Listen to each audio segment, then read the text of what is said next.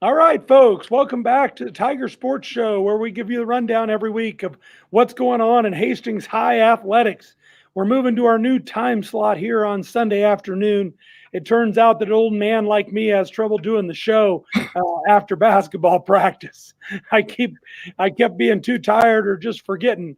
But I'm back along with my co-host and little brother Tren Mays. How are you doing this week, Tren? All after my bout with 2-footed leads drifts today. We're better now. I got dirt and different parts of my face, but I got pretty smart on how to do it, though. All right, I'm glad you've been out working for a living. Well, Ha we're ha we're, ha ha ha. we're gonna get going with the best right here. We've got a special surprise here. We've got QB1 Jarrett Synek of the Hastings Tigers here to talk to us a little bit about the Tiger football season. There he is. How you doing, Jarrett? I'm doing great. How are you guys? We're good. I got the dirt in my nose, so Yeah. not Well, fun. Jarrett's fine with that. He wants to get out of here and go hunting. Oh, man. Okay, we'll get him out of here. All right. Well, Jarrett, we just wanted to talk to you a little bit about this amazing Hastings Tiger season, this team you got to be a part of. Talk a little bit just about the team in general, the group of guys. I know you had a group of seniors, super tight knit, put in a lot of work. Talk about what it's like to go through a high school career with a bunch of guys like that. Oh, it's awesome. We've all been basically best friends since we've been in 7th grade, and we've all worked really hard to make sure that we could do this and have a high school season and be extremely successful like we have been the last 2 years. And like you said, we're super tight knit, and then that junior class, we're really good friends with all of those kids as well. So it was really fun to be so tight knit with that group. That's a great point. It's really what it takes to put together a great high school football season. You got to have a few groups of guys come together. Talk a little bit about some of your receivers. You know, we watched you all year working with those guys, seeming to know what they were going to do before they did it. You know, talk about some of the chemistry you guys developed. Yeah, so we worked all summer on just timing with certain routes so that we would be successful during the year. So we'd throw twice a week. We threw twice a week over quarantine and twice a week over the summer break. And we got really, really well timed up so that our routes were good. And then Carson had a crazy season. He got over 1,000 receiving yards. And then BK, Braden, I think he had 23 catches for like 700 yards, which Yeah. is heard of. Just And almost 30 yards a catch. yeah, that's Oh. insane. Yeah, the numbers you guys put up, I mean, it doesn't even look like the football I played in high school sometimes. My favorite part is you going over to the bench every single play to get the play from Coach Shoemaker.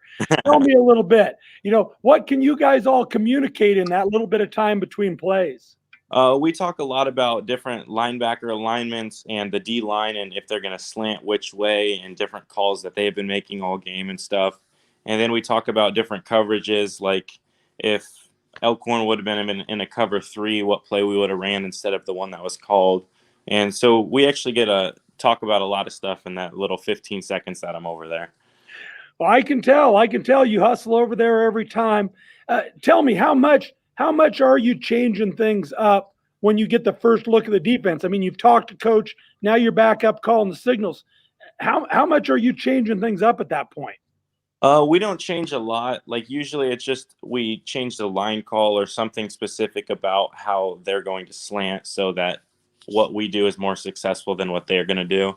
So we don't change a ton of stuff, just the little things to make sure what we do is going to work. Sounds great. Hey, you know what are you going to look back on? Which games do you think? I mean, I know you're just barely getting some perspective on this, but you know, what are the games that are really going to stand out for you? Do you think?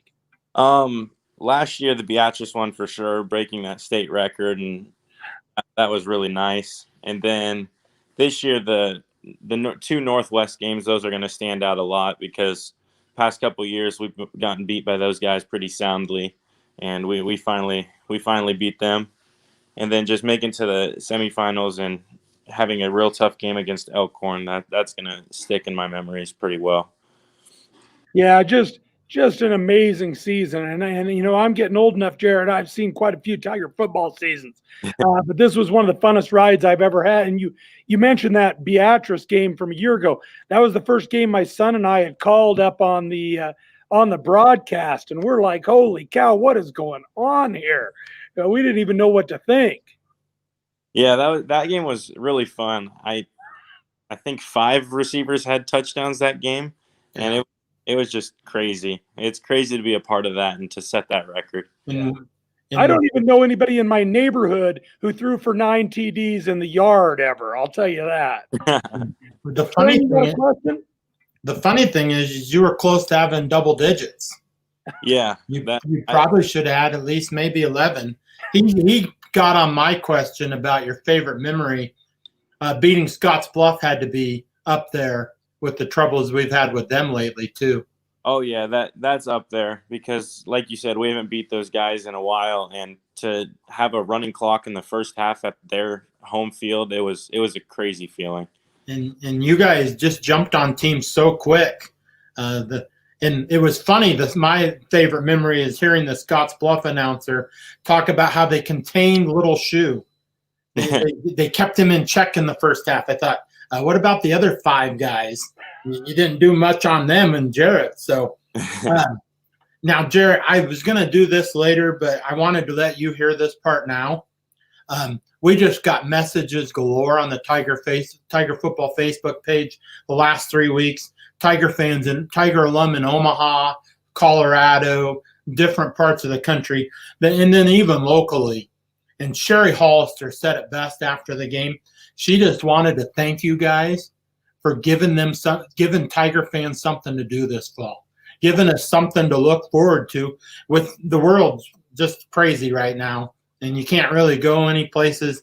And it finally sank in after I read that, probably for the 3rd time, and just how much Tiger fans just owe you guys because baseball, we lose baseball, and basketball last spring gets knocked around. And then just to get a full season now to 10 games, and I wish we would have had the Lions game, but I'm a stat nerd, so. Yeah. Tell a little bit about the things you guys did to keep the team healthy and playing. We had a lot of precautionary stuff that we had to do. Like after every practice, Coach Shu would spray down our lockers and pads and helmets with different cleaning sanitizer stuff. And during practice, if you weren't playing or if you were on the D line or O line, you had to wear our face masks to make sure that we weren't breathing on each other as much as possible. So just to make sure we didn't get shut down.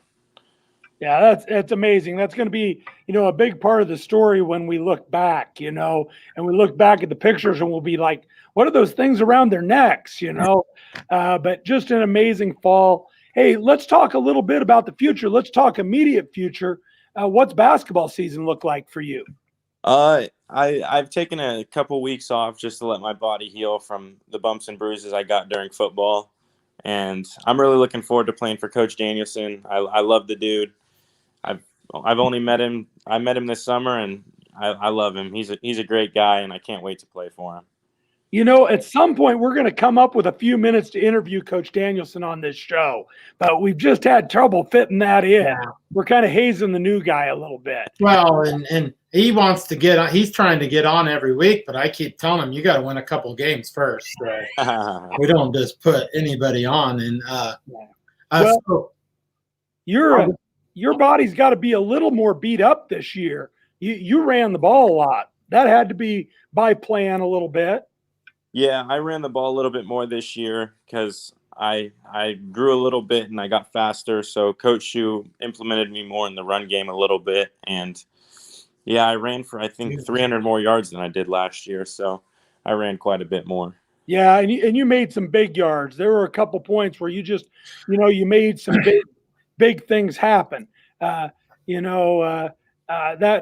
was just a great deal. Well, let's talk a little further in the future here. You made a big announcement here recently. Tren, you want to get a question in before? Well, Jarrett, we came up with the line "grown man run" on the show. You had several grown man runs, so that was our. Well, that's true. Well, tell us a little bit. This week, I hear you're headed down to Lincoln to play some more football. Tell me how you came to that decision. I came to that decision because I've been getting recruited by them since early this football season. And out of every school that had been recruiting me, they recruited me the hardest, and they wanted me to go down there the most. So, and I really love Coach Verdue. He's a great guy, and he's super funny. Yeah. I can't wait to get down there and start working with those guys. Yeah, I think it's going to be an amazing experience for you. I promised you a walk-on story, okay? And I'm glad to hear that they really recruited you hard, because that's the Nebraska football way. Yeah. You know, they make walk-ons feel special because they've been special for Nebraska. I think you're going into a great opportunity. But the last time we had a couple fellas walk down there was '94 state championship team. Ben Butenbeck and Josh Cole, a couple linebackers, couple real snot blowers, couple real knuckleheads. You know, they were hitters. They walked on down at the university, and I think it's their first spring or their second spring. And so, like, Nebraska's coming off 2 straight national championships. So Nebraska's got all kinds of big superstars. And they're lined up for tackling drills. You know the tackling drills you do first day of practice? Yeah. Like half speed, form up, you know, those things. And Ben Butenbeck gets to the front of the line, and across from him is Damon Benning. You know Damon Benning at all? I don't. He's a radio guy in Omaha now, but he was like the 3rd string I-back. But for Nebraska at that time, the 3rd string I-back was a superstar. He'd started a few games. Everybody knew Damon Benning. There's Damon Benning across from Ben. They're supposed to go half speed. Ben just lights him up, just blows him up. Gets sent to run stadium steps the rest of the practice. I don't know how much of this is true, but I love the story too much to worry if it's true. Josh is in the line, and he's worried now that they're both going to get kicked off the team. He's like worried they're going to kick the Hastings guys off the team. At the end of practice, he runs down Ben in the tunnel, and he says, "What are you doing? What are you doing? You're going to get us in trouble." And Ben looks at him and says, "Now the coaches will know my name." So I don't know. I don't know how much is true, and I know Coach Verdue will know your name, period. But I wanted to tell you that one. And it's just great that you did this, Jarrett. You pulled the trigger. I was the first one that replied to your tweet because I saw it like 9:30 on Tuesday. And then the funniest part my whole night is these Husker fans were like, "Who is this guy?" And then 10-11 puts out your video, and they're like, "Whoa, play." And then they kept talking about your size, how you're 195 pounds. I thought he isn't 195 pounds anymore. He's 6'2" and 215 or 210. So I'm just proud of you. I actually saw Little Tigers out playing with the football just on my way here the first time. They got the Tiger Rise jerseys on. You guys are going to know. You guys are going to leave such a huge imprint on the youth on this community. Hopefully Dayton Espinos and Carlos and Big Max, and I think the ground kid's a younger kid.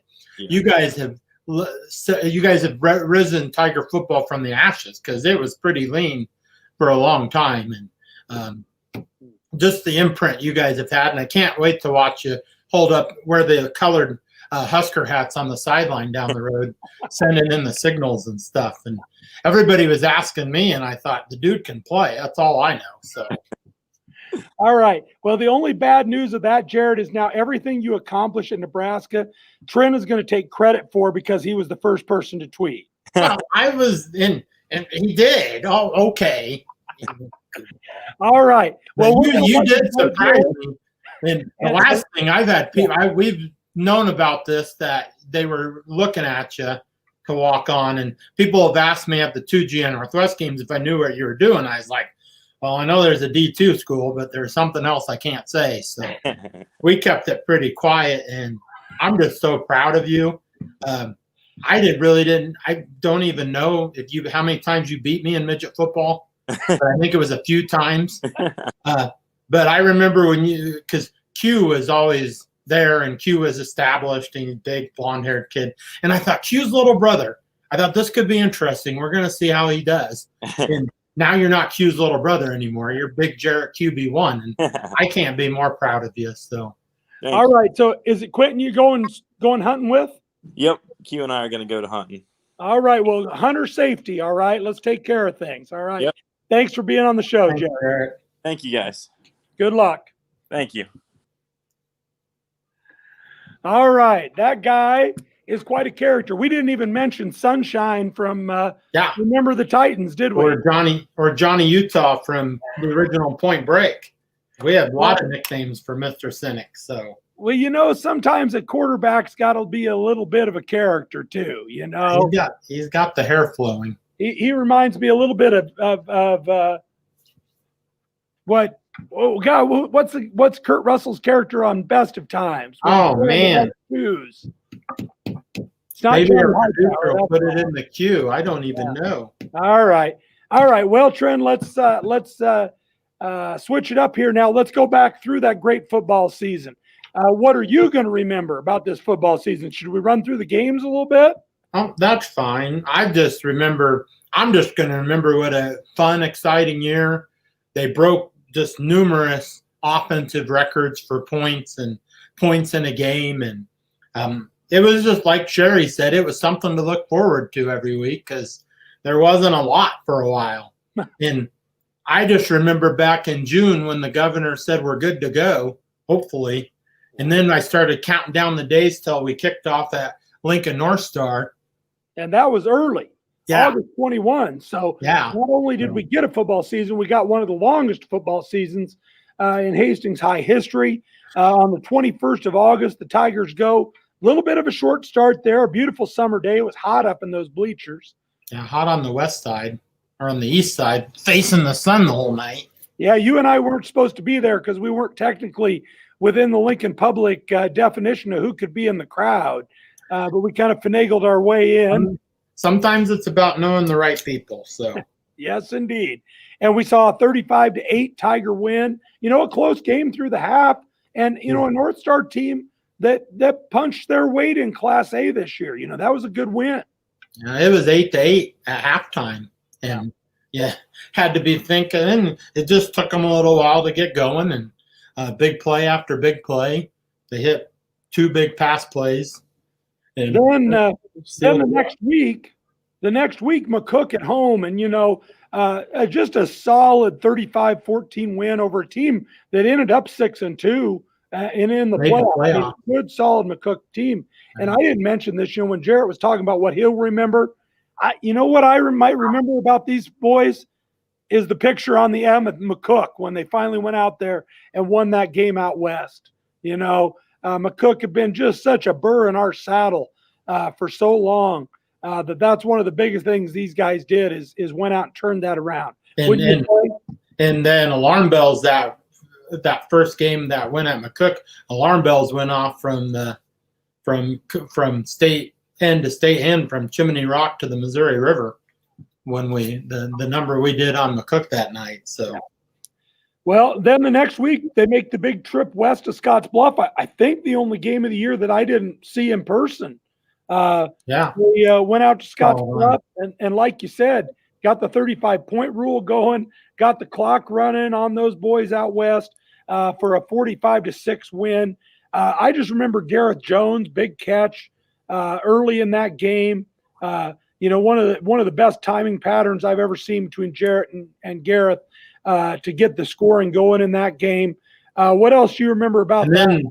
Well, the second quarter, we had those couple turnovers in a row, turned them into points. They scored 24 points within like 2 minutes of the game, and that just really put the Bearcats on their heels. And I just remember going back to what we talked with Jarrett about how they were claiming how they did a great job containing Little Shoe, and they forgot the other 5 guys who they couldn't stop. Well, and that was part of the magic of the Tigers this year. Just weapons all over. And, forget just the weapons who handled the ball. This is a team that took some tough injuries at different times in the lines. Yeah. And just had guys step up, had some guys play special teams who weren't playing a lot on offense or defense. That way our special teams were fresh. The depth of this team, like Jarrett said, that senior class was so close. They developed such a great bond with the junior class. It showed. The next week, not much to say. Gehring Bulldogs came to town, and that's a program that's not not at the Tiger level right now. And the Tigers made quick work of that one, 45-0. And that really ended the first half of the season because the next week, the boys were what, about Sydney when they got the call about a line? Yeah, they were getting ready to go shopping at Cabela's. And this could have been a season. I mean, you look at Bellevue West in Class A, who, a lot of people thought were on track to be a repeater or at least be in the final Friday night against Westside. And instead they get upset by Kearney in the quarterfinals after only playing, would they play 5 regular season games? Yes, 5 or 6. The virus just, it really messed with their season. And again, I think that's a testament to Tiger boys, probably a testament to Lady Luck, and I hope a testament to the Hastings community that we worked hard to keep them healthy. And of course, our opponents too, that our opponents did that. We're about to head into a basketball season. Well, I don't know. I don't see any way we get all our games in. I think it's going to be a stop-start season, and I think our football boys have really set an example of how you take care of business, even if you get on the bus and drive to Sydney and don't get to play a game. And then they came back the next week and got going. Yeah, Seward hung around for a little while, but then a 35-0 win over Seward. And then over to York, Tren. What do you remember about that game over at York? For me, one of the only games on natural grass all year is what I think. But yeah, and it's just a different stadium. York's always going to play us tough. They moved the ball on us early on. They were obviously taking away the deep pass, and Coach Charlie, Coach Shu laughed about that with me a couple times on how they tried, but they couldn't cover when we ran Carson across the field. And then we just hit them with big plays, and we still had some questions then. York just lined up and went bowling a little bit. Physical run game, and kind of the word around the state was, okay, the Tigers can score a lot of points, but maybe they can't stop you if you really just try to beat them up. And several teams did. And I thought the story of the season was the Tigers responding to that and really becoming a much better defensive team. Yeah, and that was the first game without Big Max playing in the middle. Yeah. Obviously, their best interior player, Lucas and Ground and that group, but Big Max is Big Max. And they're learning, they're trying to put new guys in new spots to replace him. The bus got Jacobus. Landon got the pick six on the screen pass. I knew you were going to make a bus stop here. I got a bus stop. And then Zayd picked off the deflection and returned it to open the second half. So the defense did step up in that ways, but they had to start shoring up some things because it gave them stuff to do. And that's what you want when you're on a run, is you got to have things to work on. And there we get to Zayd Widener and Trevor Sullivan, Sully, really establishing a running game. That's the other thing second half of the season did. The next week, then, we hit the first real big bump in the road. We come home for Aurora. Aurora leaves that with a 55-34 win. A night I thought that Aurora quarterback played great football. I thought the Aurora kids did a lot of good things, and I thought they got the key 3 or 4 football bounces went their way. Yeah. I really would have liked to have seen the rematch of that one. Well, after watching them play Elkhorn on Friday, I think they played almost the perfect game against us. Yeah. They didn't play a perfect game after that. I'm actually well, it's sad to say this, but we win Friday. If we were in that game, we beat Aurora. Yeah, I think so too. And I think the newspaper guys tomorrow morning will agree with you. I think you're going to see the Tigers at number 2 in the paper. We were number 3 in the Lincoln Star. It came out yesterday. It did? Yeah. What about Stu? I will wait on what? Stu's not out yet? Stu isn't out yet. Wow. I think that's a tough call. Yeah. I know Aurora has the head-to-head, but I think when you look at the whole body of work, you see that I don't think that game would have gone that way again. All right. Well, still, top 3 is going to be pretty good feather in these boys' cap. Of course, then we went over for Northwest, part 1. A great game over there. Jarrett has had some big runs in that one. The Tigers win 30-19. I don't know what you'll remember from that one. I'll remember. I didn't go over to that one. No, you missed that one. It was cold. I listened to Mike Will on the radio, and Mike could only see like a quarter of the field. That was one of the greatest pieces of live radio, probably since War of the Worlds, that Mike Will put on that night. The football game you couldn't see. Him and his cohort, Jimmy, they had a tough time calling the west end of the field, which was a lot of actions. Tigers forced 5 turnovers, which was huge. But they got stuffed at the goal line a couple times that made the game a little closer. But they pulled away to the 2 big Jarrett QB runs at the end of the game, proved to be the difference. And I'll just say it, we sank their boat. So now they always talk about rowing the boat over there. Yeah, well, Vikings and all. Oh, I know, but we sank it. I wasn't shy about that on my Facebook page. I was nice on the other one, but I was glad they didn't have the Harleys out. Have you ever been over there when they have the Harleys all driving around? Oh, yeah, they shot. Coming up, we're going to discuss that thing they shot off in the other game, which the illegal cannon.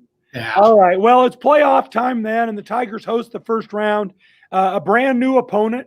Doesn't happen very much. Long Tiger history. You don't run into a lot of teams you haven't played, and you've never played before. But the Omaha Roncalli Crimson Pride came in. Some good football players on that Roncalli team, I thought, Tren. Yeah. They got a guy going D1, going to Buffalo, one of their linemen. Yeah. 280, and they could throw the ball, and they weren't. We talked about on the show up and before and after, they're not coming for a 3-hour field trip, so they could zing the ball all over, and we had to score as many points as we could early and then sort of get the game over. We tried a couple times, but we got in without any injuries. They got Musgrave back. Showed up the center snaps and just take care of business. Jarrett still had like 300. It was his season high for passing yards, over 350 yards. And that Roncalli team, they had some big linemen who could move. That was an impressive team.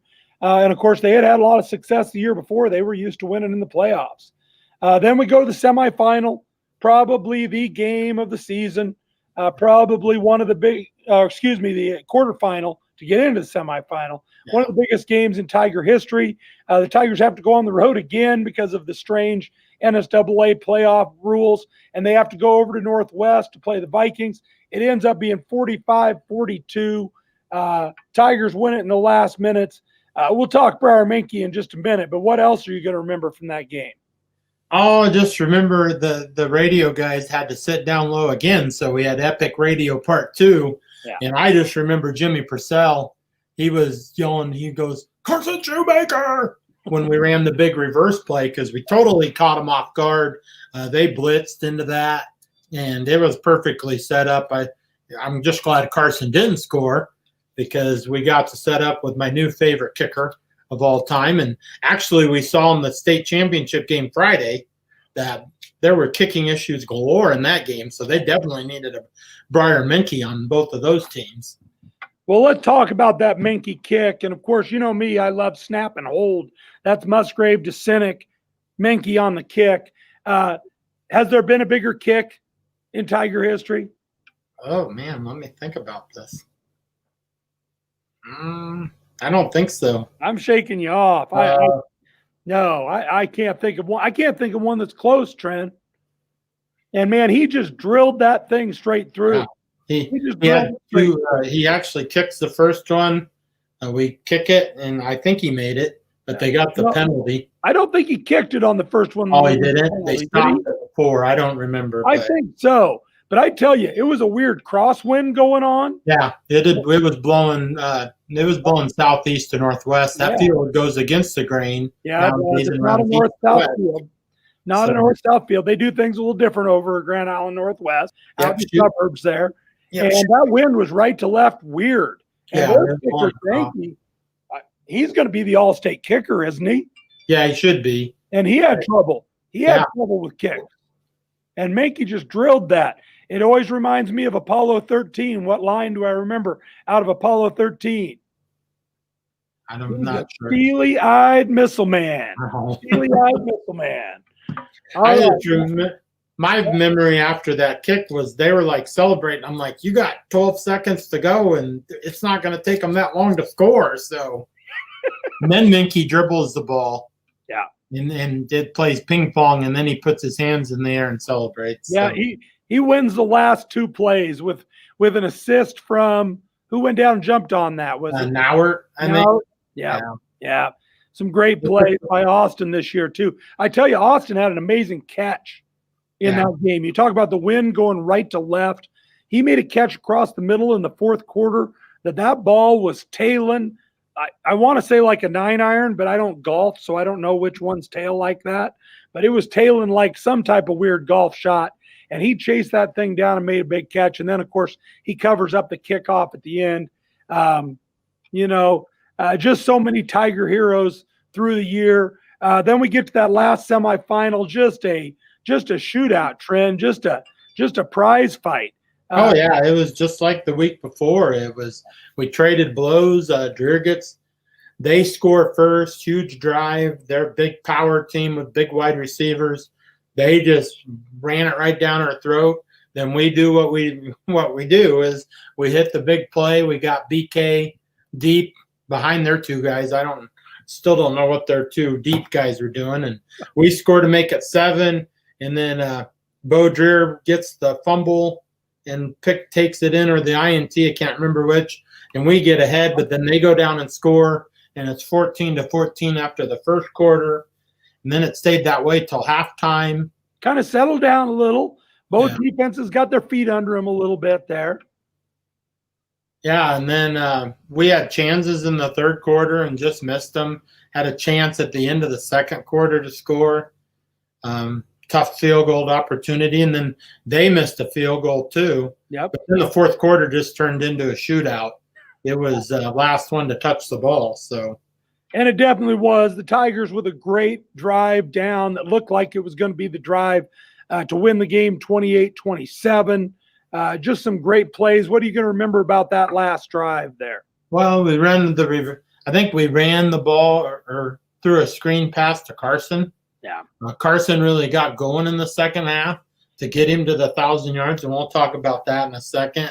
Yeah, Ryder and I up in the booth were really saying, well, Elkhorn was playing safe in the back of the secondary, but they were letting things go in the flats. And once Coach Shue saw that and started getting Carson the ball out there, a lot of good things happened. And then he just throws a strike to Calvage in the corner. Yeah. Sends the Tiger faithful. Oh, Here it is. Just a perfect touch on the pass. Tiger, they missed their extra point just before that. We blocked it. Yeah, now our Tigers are up. He had a couple blocks on the year. Yeah, and just a huge play. Both teams were kicking it short that game, which we found out in the state title game. The one time Aurora tried to kick it short, but then Four picks it up and returns it and doesn't even get touched. So Four was a good player. You know, there was a lot of talk about Elkhorn about those two big slot receivers. You know, those 6'3" guys, Monte Cristo's kid and the other fella. And then that quarterback played a great game. But Four, that's a heck of an athlete too. And, of course, Elkhorn goes down and just has to make a perfect play to beat the Tigers. Yeah, we got the huge stop. It was third down. Yeah. We got the huge – they tried to get Four outside. We hit him for a no gain. Yeah. And then they threw the perfect pass to the 6'4" receiver, placed it perfect in the corner where only he could catch it. And when you have two great teams play, that's what you want to see. You want to see one team win it. Yeah. You don't want to see a team lose it by giving it away. And the Tigers certainly did that. They fought to the very last instant. And Elkhorn just made one extra play or one last play, I guess you would say. That ends the Tiger season 9-2. Only losses to the two teams who played in the Class B title. First first finish in the semifinals, a top 5 finish since 2000. Just a great team. They held the top spot in Class B for several weeks. You said they broke several records. You got any of those sitting in front of you? Well, first of all, it's just the best season since 1994. Yeah. The most wins, which is huge. 9 wins. They just shattered offensive records. I think with Jarrett, we're probably going to have to make some new ones, like total yards and all that. Points in a season they broke. They averaged 37 points a game. 94 team at 340. They broke it with 384 at least.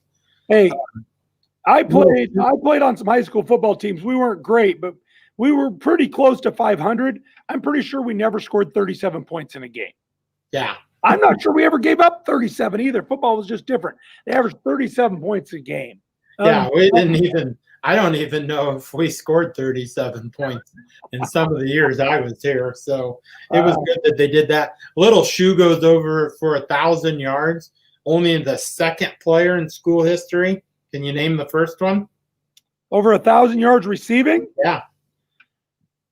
Did he do a lot of play and pick up basketball in our driveway? Oh, yes, he did. Little Pat Trader. He's not little anymore. Yeah. But I would have loved to have seen what Pat could do with Coach Charlie's offense. And their games are sort of similar, but they're different. Pat probably had some weight on Carson. I know for a fact because he used to eat all our food at our house. I can't believe we're saying Pat Trader is bigger than somebody. Yeah, well, that's true. And but Carson just a little smaller. But I take Carson. How much faster is he? Oh, he's very fast. But I would say they're both equally as tough because I had a lot of driveway basketball with a young Pat Trader. So he hits 1,000 yards. I still haven't totaled all of Jarrett's stuff. He would have broke. He was 7 catches behind Pat's season catch record of 69. He finished with 62. If we get that Alliance game in, he probably does that. Synek just adds to his totals a little bit. But just to get, I wasn't sure he was going to get to 1,000 yards because the first half was just a grind, but then he got going in the second half, and he actually hit just the little shoe towards the end of the season. He almost has 500 yards in the 4 games. Starting with the last GA Northwest game, Aurora sort of shut him down a little bit, but then he just went on a tear at the end of the season and said, "I'm quicker, I'm better than you, I'm going to score touchdowns." Haven't really got the Carson or the QB1 stuff yet. He's gonna set all the records. I'll tell you that. Yeah. You can do the math. Yeah, and then Little Shoe's got most of the receiving records, catches in our career. Receiving yards. He had 11 touchdowns, scoring, passing, and 12 total. And QB1 had 11 running. Yeah, which was huge. And then you mix in the BK stuff, and they're gonna set the total offense records. No question. Right along with the scoring records. Yeah, we don't. There's some of those records we don't even have yet, but I think we're going to start. Well, we'll just set them up because they got it. They got it. Great year. I'd say I'd probably put them up right with the '94 team.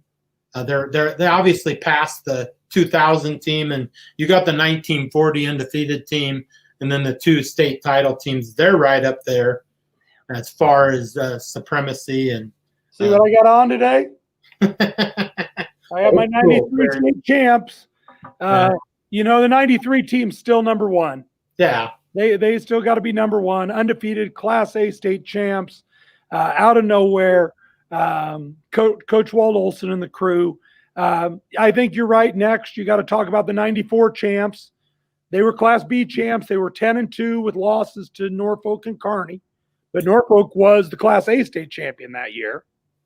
And then the 1940 team, no playoffs then, but a big end of the season Thanksgiving win at North Platte to finish that off. Wally Hop and the crew. And then I think you're talking about this year's Tigers. Oh, by far. In the number 4 slot, The other teams there would be that they're competing against would be that 1997 Pat Trader, Tom Chick, Bo Benkowski crew that went to the semifinals. They finished they finished 9-3. 9-3, yeah. 9-3 They have the 1,000-yard. They have the 1,000-yard triplets. Yep. 1,000-yard passer, 1,000-yard running back, and then the 2000 team, which made the great run at the end. They finished 7-5. Had a chance to be in the state finals, playing at Memorial Stadium. We run trap play in a blizzard, and right at the end, and that sets up their touchdown. We're running the clock out, basically up 3-0. Yeah. They go in and punch it in right towards the end, and that 2000 bunch. What? That 2000 bunch. That's maybe one of the greatest. Let's get better during the season teams I've ever seen. Really were. They just got better and better and better. I think you got to include the 1956 team with Dick Betcher and the center Don Fricky, Don Purdue on that team.